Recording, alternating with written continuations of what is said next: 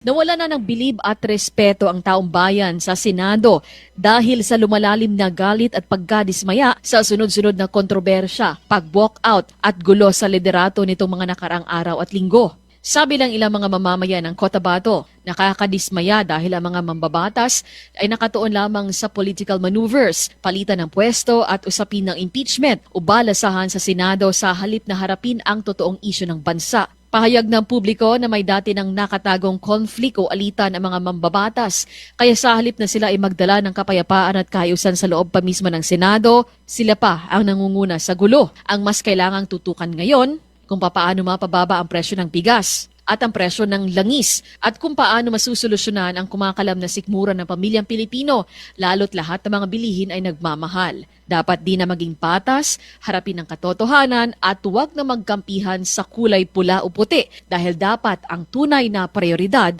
ay ang kapakanan ng mga mamamayang Pilipino. Wala na padayon ang mga isyu nga dapat isgutan para sa atong nasod nga kaayuhan sa katawan. Nag-isiglabanay naman. Ang atong tutukan lang sa agud siguro ang kana sigurong para unsa isud ato sa kalirong mapabarato na to ang atong mga bugas. Padulong ang eleksyon, grabe biya na to mga pangampanya no. Kinahanglan taas taog pailob niya inana lang bikil. Dapat i-priority ang katawhan. Labaw na gyud ang mga farmers kay mao gunay ato ang gikanan sa atong pangabuyan.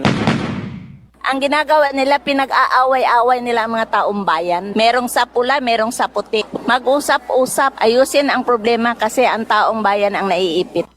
Cherry May Tapia, NDBC Bida Balita.